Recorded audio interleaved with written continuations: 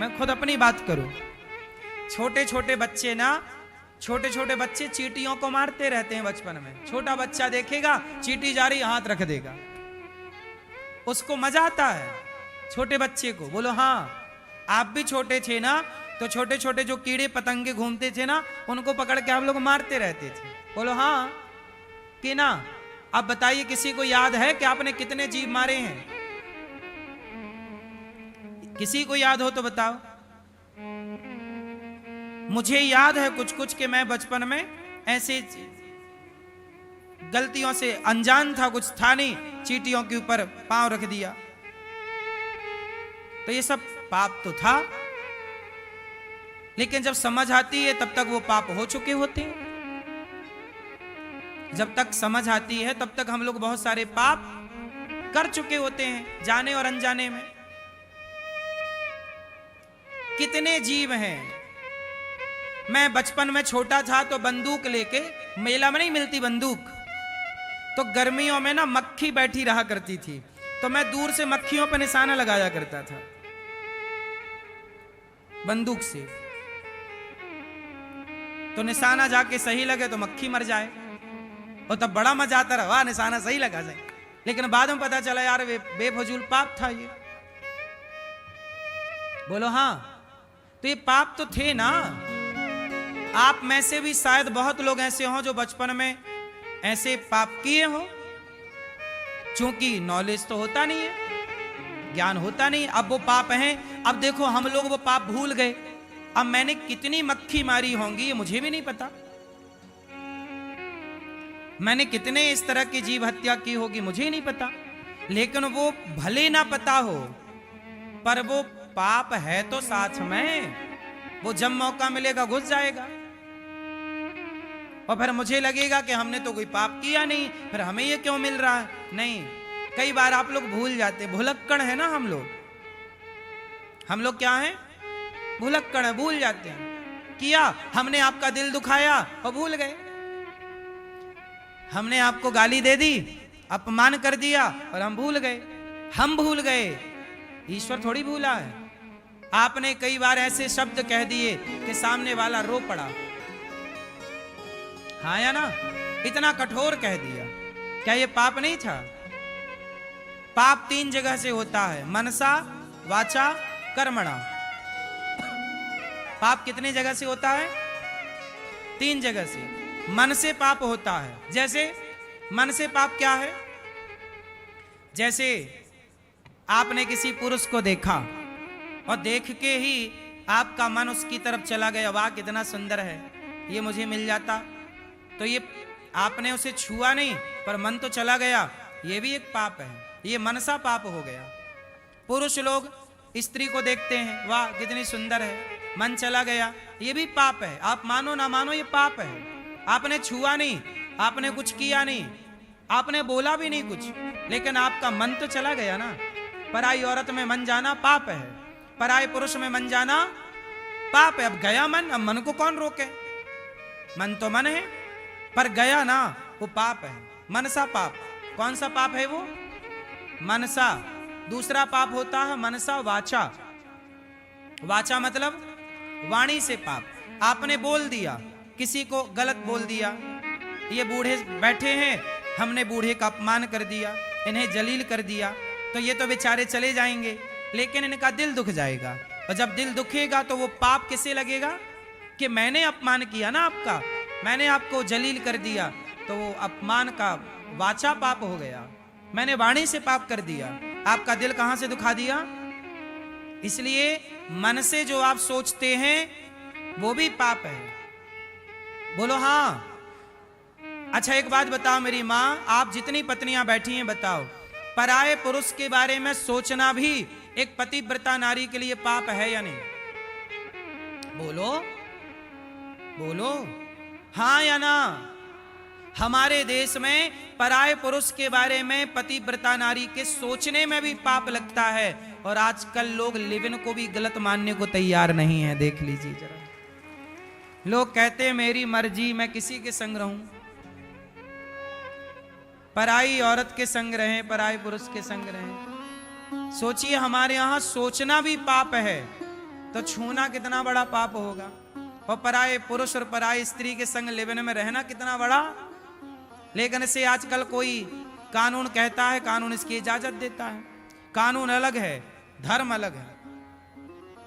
धर्म इजाजत नहीं देता पराई नारी को देखने का, पर कानून इजाजत देता है। इसलिए देश कानून से चलता है, परंतु हमारा जीवन धर्म से चलना चाहिए। हमारा जीवन किससे चलना चाहिए? धर्म से। कौन बड़ा है? धर्म बड़ा है। पराई नारी को सूर्पनखा आई थी, क्या राम ने देखा? बोलो, क्या राम ने उसको देखा?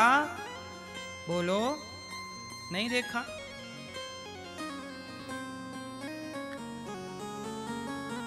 तो मनसा वाचा कर्मणा, कर्म से पाप। आपने किसी का गला दबा दिया, आपने किसी को मार दिया, कर्म से पाप। तो पाप मन से भी होता, वाणी से भी होता, कर्म से भी होता। जब तक समझ नहीं थी कोई बात नहीं, पर जब से समझ आई तब से आप मनसा वाचा कर्मणा तीनों पापों से बचिए और अपने मनसा वाचा कर्मणा से भगवान की सेवा करिए, भक्तों की सेवा करिए। जो हो गया सो हो गया, आगे ना हो। जो हुआ सो हुआ, अब ना हो। यदि आप अपनी गलतियां सुधार लेते हैं तो भगवान माफ कर देते हैं। ऐसा नहीं है कि हमने पाप किए हैं तो भगवान हमें क्षमा नहीं करेंगे। भगवान बड़े दयालु हैं। कितना भी बड़ा पाप करिए आप, लेकिन भगवान की शरण में चले जाइए और भगवान से कह दीजिए, प्रभु मैंने पाप किए हैं, अब मैं नहीं करूंगा, और वो गलतियां मत दोहराइए, भगवान आपको क्षमा कर देंगे। सन्मुख हो ही जीव मोहि जबहि, जन्म कोटि अघनासहि तबहि। कितना भी बड़ा पाप कर लीजिए आप, पर भगवान की शरण में जाइए तो जैसे आग की चिंगारी बड़े से बड़े ढेर को जलाकर समाप्त कर सकती है, ऐसे भगवान का दर्शन और भगवान की करुणा कृपा कई कई जन्म के पाप को जलाकर समाप्त कर सकती है। इसलिए लोग भगवान की शरण में रहते हैं। रावण से यही तो कहा हनुमान जी ने कि तूने गलती की है सीता मां को चुरा के, तूने बड़े पाप किए हैं रावण, लेकिन राम इतने दयालु हैं कि एक बार तू चल शरण में, राम तुझे क्षमा कर देंगे। बोला कि नहीं हनुमान जी ने, जाके बल लवलेश ते जितऊ चराचर झारी, मैं उन राम का दूत हूं जिनकी नारी का तूने हरण किया। चल, अंगद जी गए समझाने कि राम बड़े दयालु हैं, रावण चल शरण में, यदि चला गया तो राम क्षमा कर देंगे। तो राम तो रावण को भी क्षमा करने को तैयार थे, लेकिन रावण शरण में गया ही नहीं। बोलो हाँ, राम जी रावण को क्षमा कर देते कि नहीं यदि रावण जाता तो? उत्तर दो, कर देते कि नहीं? यदि शरण में जाता तो राम तो रावण को भी क्षमा कर देते, पर रावण ने शरणागति ग्रहण करी ही नहीं। तो रावण ने गलती की, हम लोग गलती ना करें, हम तो शरण में जाएं विभीषण की तरह, रावण की तरह। हम क्यों एटीट्यूड में रहें, घमंड में रहें? हम वो गलती ना दोहराएं जो गलती रावण ने की। ये कथाएं यही तो सिखाती हैं कि वो गलती जो की वो हम ना करें, क्योंकि गलतियां सब कर रहे हैं इस धरती पे। बताइए, आप में से कोई ऐसा है जिसने पाप ना किया हो? क्यों, आप में से कोई ऐसा है जिसने पाप ना किया हो? बोलो हाँ या ना। मैया क्या बोलती तू? आप लोगों ने पाप किया कि नहीं? बोलो हाँ कि ना। इस धरा पर कोई ना होगा ऐसा जिसने कोई ना कोई पाप ना किया हो, सब पापी है। इसलिए अपने को पापी समझना चाहिए, पुण्यात्मा नहीं। हमारे पाप और पुण्य यदि तराजू में रखे जाएं तो सच मानो हमारे पाप ही ज्यादा निकलते हैं। लेकिन भगवान इतने दयालु हैं कि अजामिल जैसे पापी, जिसके 99 किलो पाप थे, पाप अधिक से अधिक थे, लेकिन उस पापी अजामिल के मुंह से एक बार मरते समय उसके बेटे का नाम निकल गया, नारायण। तो नारायण बेटे का नाम था, पर भगवान ने सुन लिया कि जाओ, मेरा नाम पुकार रहा, जाओ लेकर आओ। एक नाम के बल पर उस अजामिल का कल्याण हो गया। हुआ कि नहीं? इतने दयालु भगवान। तो जो भगवान आपके सारी जिंदगी के पाप एक नाम से समाप्त कर सकते हैं, क्यों ना उस एक परमात्मा की शरण में चला जाए। उनके जितना दयालु कौन होगा। वो तैयार हैं हमें गले लगाने को। इसलिए जगन्नाथ जी के हाथ सदा ऐसे रहते हैं। जगन्नाथ जी के हाथ कैसे रहते हैं? ऐसे। ये देखो कैसे हैं। जगन्नाथ जी के हाथ सदा ऐसे रहते हैं कि मैं तैयार हूं तुझे गले लगाने के लिए, बस तू मेरी शरण में तो आ जा। लेकिन जीव ऐसा अभिमानी है कि भगवान की शरण में जाता ही नहीं, स्वीकार ही नहीं करता कि मैं गलत हूं। अच्छा ये बताओ, आप स्वीकार करते हो कि आप पापी हो? कहो कि मैं पापी हूं, कहो कि मैं अधम हूं। जब कहोगे नहीं, स्वीकार नहीं करोगे, भगवान कैसे स्वीकार करेंगे? पहले आप स्वीकार कीजिए अपनी गलतियां, फिर भगवान स्वीकार करेंगे आपको। आप स्वीकार नहीं करेंगे तो भगवान बोले मैं भी स्वीकार नहीं करूंगा तुझे। तूने कौन सा स्वीकार की अपनी गलतियां? कहो हे प्रभु मैं जैसा हूं आपका हूं, मैं पापी हूं, नीच हूं, दुष्ट हूं, अधम हूं। कहो। आजकल है आदमी पापी और बना बड़ा पुण्यात्मा बना घूमता रहता है। अच्छा ये बताओ, आप लोग लोभी हो के नहीं, अभिमानी हो के नहीं, कामी हो के नहीं, हाँ या ना? ये सारी बुराइयां हमारे अंदर हैं। पर आप किसी को कह दीजिए तू बहुत कामी है तो वो बुरा मान जाएगा।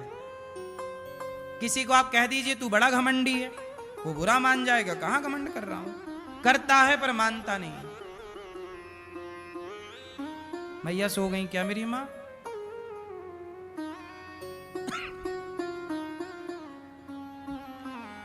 तो महाभारत किसकी गलती से हुआ? धृतराष्ट्र की गलती। क्या राजा थे, न्याय नहीं किया। दूसरी गलती दुर्योधन की। दुर्योधन की क्या गलती है? जरूरत से ज्यादा लोभी नहीं होना चाहिए। लोभ इतना करो जितने की जरूरत है। अच्छा लोभ अच्छी चीज है कि बुरी चीज है? बोलो क्या है मैया? लोभ अच्छा है कि बुरा? क्या जोर से क्या कह रही हो? बुरा है। आप बताओ भैया चश्मा वाले, लोभ अच्छा है बुरा है? बुरा। आप बताइए। बुरा। आप बताओ लोभ अच्छा है बुरा है? बुरा। पीछे वाले भैया, लोभ अच्छा है कि बुरा है? बुरा। लाल मैया बुरा। आप बताओ लोभ अच्छा है कि बुरा है? लोभ अच्छा है, बुरा नहीं है। यदि लोभ बुरा होता तो भगवान लोभ बनाते क्यों? लोभ करना अच्छा है, पर किसका लोभ करें? सत्संग का लोभ करिए, नाम जप का लोभ करिए, कथा का लोभ करिए, दान पुण्य करने का लोभ करिए। भाई लोभ के पॉजिटिविटी भी तो है, नेगेटिविटी भी है, तो पॉजिटिविटी भी है। तो आप एक एंगल से क्यों देखते हैं? दूसरा पहलू भी तो है। लोभ बुरा नहीं है, यदि उसका यूज सही किया जाए तो लोभ अच्छा है। मुझे लोभ है, मुझे लोभ है, मुझे लोभ है कि मैं एक ऐसा स्कूल बनाऊं जहां कक्षा 1 से 12वीं तक बच्चों को मैं निःशुल्क पढ़ाऊं, सीबीएसई बोर्ड की शिक्षा दूं और शिक्षा के साथ संस्कार दूं। मुझे लोभ है कि मैं बच्चों को पढ़ा लिखा के इस देश के संस्कार उन तक पहुंचाऊं। ये लोभ सही है कि गलत है? आपको अपने बच्चों को पढ़ाने का लोभ है, मुझे भी लोभ है कि मैं 5-7 हजार बच्चों को हर साल तैयार करूं, शिक्षा भी दूं और संस्कार भी दूं, सीबीएसई बोर्ड का स्कूल बनाऊं। मैं बनाने जा रहा हूं, आपका आशीर्वाद रहा तो मैं सोच सकता हूं, बाकी आगे हरी इच्छा। तो मुझे लोभ है कि मैं ये काम करूं। बताओ ये लोभ सही है कि गलत है? लोभ सही है यदि यूज। अब लोभ गलत कब हो जाता है? जब आदमी पैसा आए और रखता जाए तिजोरी में, कोई 1 रुपए खर्च ना करे, बस मेरा ही मेरा भला हो, किसी का भला हो ना, ऐसा लोभ नहीं। हे भगवान, सुदामा जी की पत्नी के पास जब विश्वकर्मा जी गए कि मैं आपके घर को सोने का बनाऊंगा, क्योंकि आपके पति द्वारिकाधीश के पास गए हैं, तो सुशीला बोली कि मेरा घर बाद में बनाना, मेरे पति को जो लोग भिक्षा देते थे पहले उनका घर तैयार करो। जो सबका भला सोचे उसका लोभ करना सही है कि नहीं?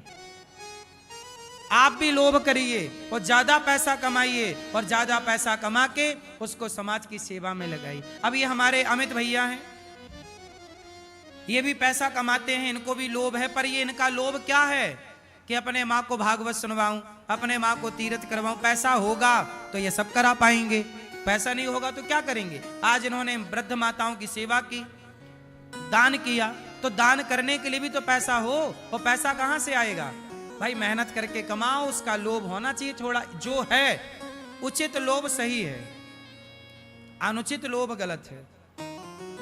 बात समझ में आई? मुझे आपको आपकी पत्नी का लोभ तो होना चाहिए, पराई औरत का लोभ ना होना चाहिए। अपने धन का लोभ तो हो कि जितना मेरा है वो मेरा है। अब जैसे ये पैसा यहां पड़ा है, ये मेरा है, ये मेरा है, पर ये पैसा वहां पड़ा होगा, वो मेरा नहीं है। बोलो हाँ।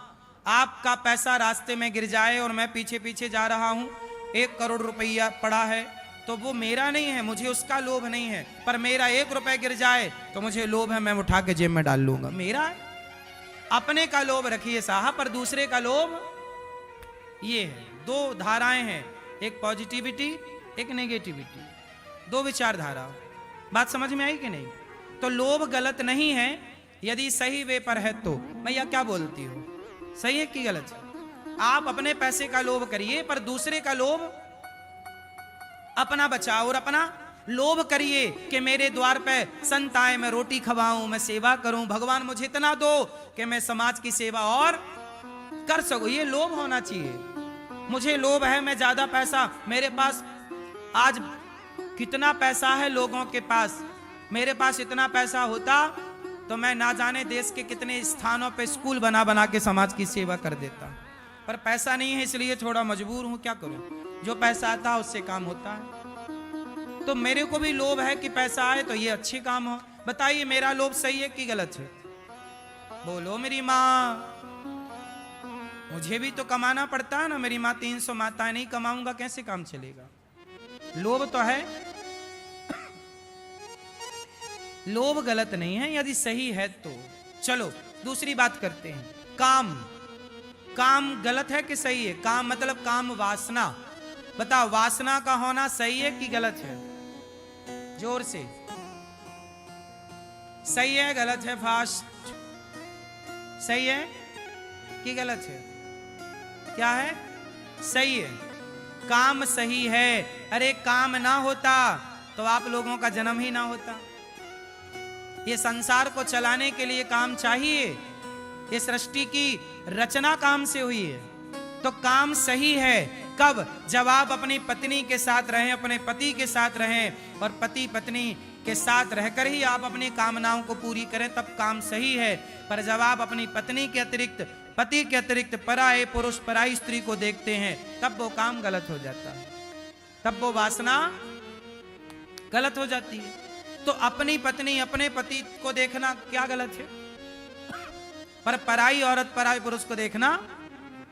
रावण अपनी पत्नी को देखता, मंदोदरी को, तो कोई गलत नहीं था, पर सीता मैया को देखने लग गया, नाश हो गया।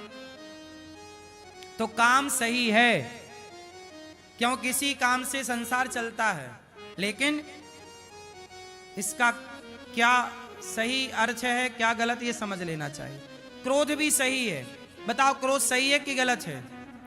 आप लोग कहते हैं गुस्सा आता है, गुस्सा आता। गुस्सा गलत नहीं होता। आप लोगों को समझ नहीं है इन चीजों की, तो हम क्या करें। क्रोध कभी गलत नहीं होता। लोग कहते हैं बहुत महाराज जी हमारे बेटे को बहुत गुस्सा है, हमारे पति को बड़ा गुस्सा है, हमारी पत्नी को बड़ा गुस्सा। कोई क्रोध गलत नहीं होता। क्रोध गलत कब बन जाता है, आओ मैं आपको समझाऊं।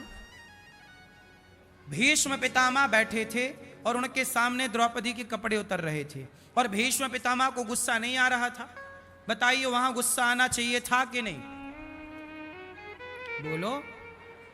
पितामह को गुस्सा आना चाहिए ना दुशासन पर?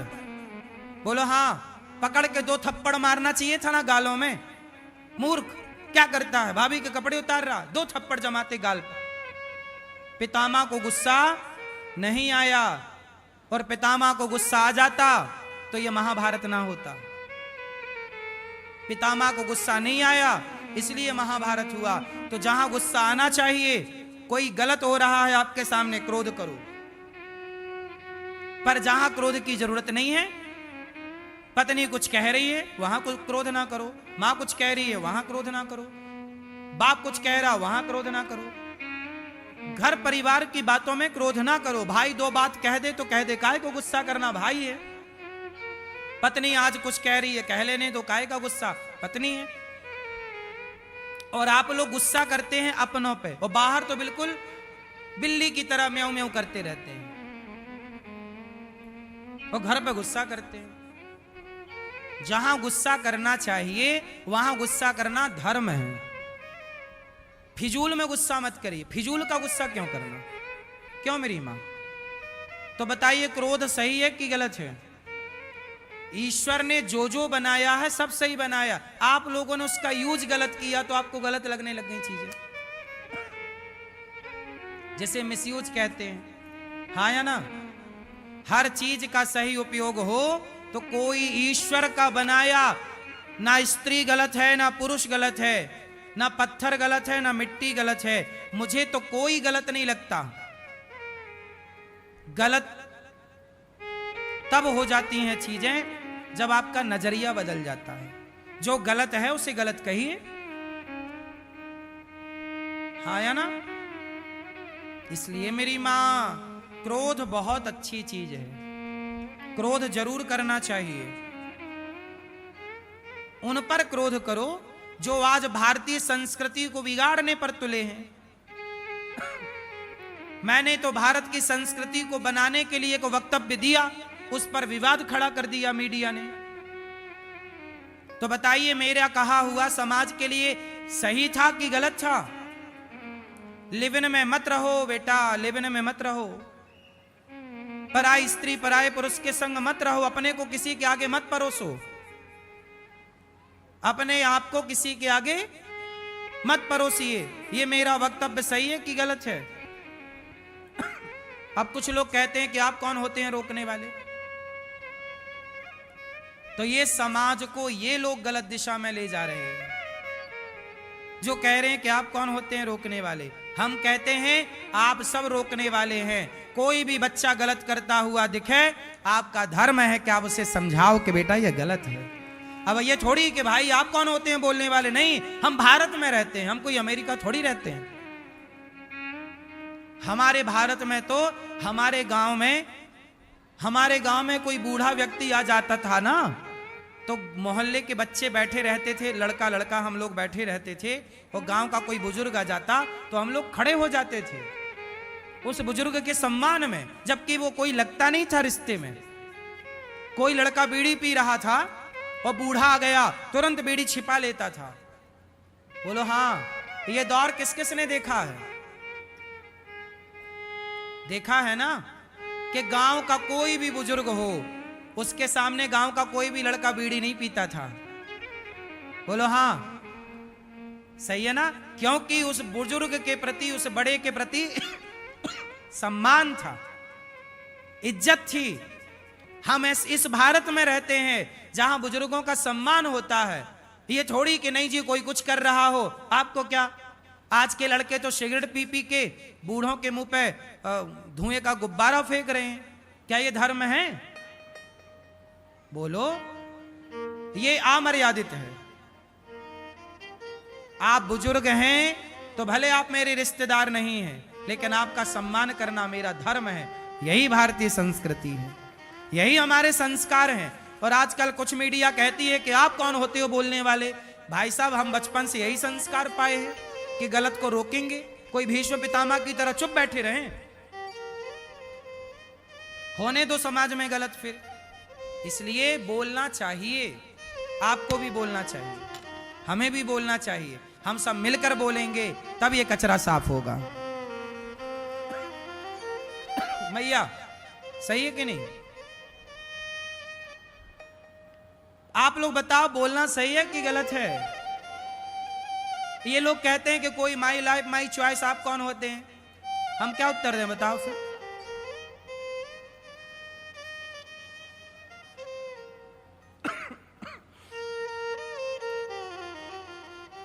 बात तो यही है ना मेरी माँ, कौन बोले, सब लोग डरते हैं, कौन बोले, कौन मुंह पच्ची करे, माथा पच्ची करे।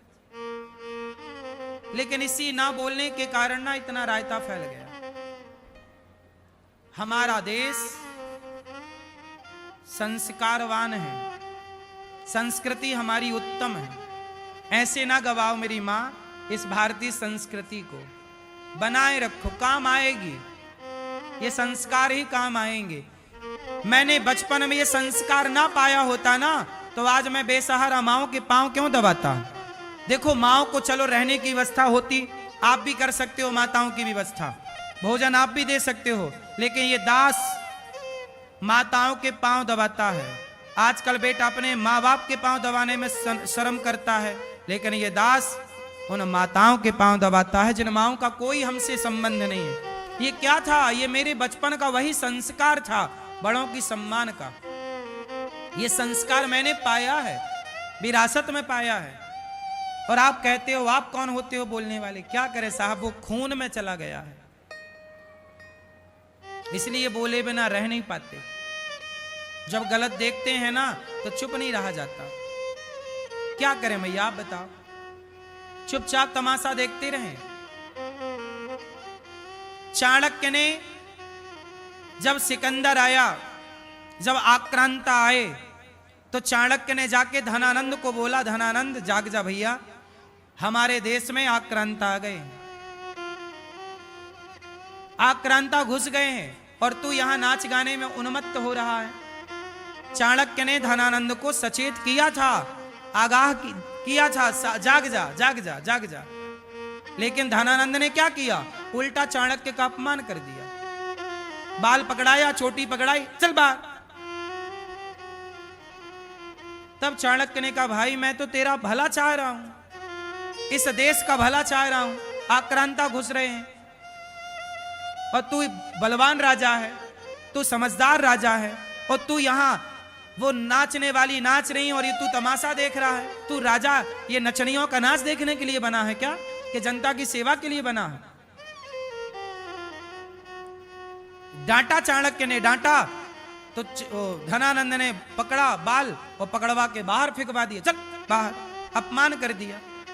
तब चाणक्य ने संकल्प लिया कि चोटी तब बांधूंगा जब ये धनानंद का सर्वनाश कर दूंगा। तब चंद्रगुप्त को तैयार किया और चंद्रगुप्त ने धनानंद का बंटाढार किया, समाप्त किया, और फिर आप इतिहास आगे का समझते हैं। तो चाणक्य का काम ही है आगाह करना, सचेत करना। चाणक्य गुरु हैं और गुरु का काम होता है कि बिगड़ती हुई समाज का सुधार करना। गुरु लोग नहीं सुधार करेंगे, बोले आप कौन होते हैं? साधु संतों का क्या काम? क्यों? साधु संतों का यही काम रहा कि समाज को सही दिशा पर रखना, कोई भटक रहा हो तो उसे रोकना, यही संतों का काम रहा। और हम वही काम कर रहे हैं जो संतों को करना चाहिए। अब इसे कोई स्वीकार करे या ना करे, क्यों भैया? संत पहरेदार होते हैं। संत क्या होते हैं? बोलो, समाज के पहरेदार, कि कोई कुसंगति तो नहीं घुस रही है समाज में, कोई गलत चीज तो नहीं, यदि घुस रही है तो तुरंत पहरेदार का काम है रोकना। इसी तरह चाणक्य ने रोका, इसी तरह ये दास अनिरुद्ध रोकने का प्रयास करता है कि लिव इन भारत का कल्चर नहीं है, इसलिए लिव इन भारत में नहीं घुसना चाहिए। पहरेदार हैं हम, इसलिए समय से समझ गए और समझा रहे हैं, तो हमारा लोग विरोध कर रहे हैं। विरोध लिविन का नहीं कर रहे हैं, विरोध अनिरुद्धाचार्य का कर रहे हैं। बताइए, विरोध अनिरुद्धाचार्य का होना चाहिए कि लिविन का? बोलो, आप में से कोई अपनी होने वाली पत्नी, लिविन में रहने वाली को पत्नी के रूप में स्वीकार करेगा? या पति के रूप में कोई स्त्री पुरुष को स्वीकार करेगी? लिविन वाले को पता चल जाए कि लिविन में था या थी तो कोई स्वीकार करता है? फिर तो भारत का कल्चर है ही नहीं ना, ये अंग्रेजी कल्चर है। और हम अंग्रेजी नहीं, हम अंग्रेज नहीं हैं, हम सनातनी हैं। सनातनी को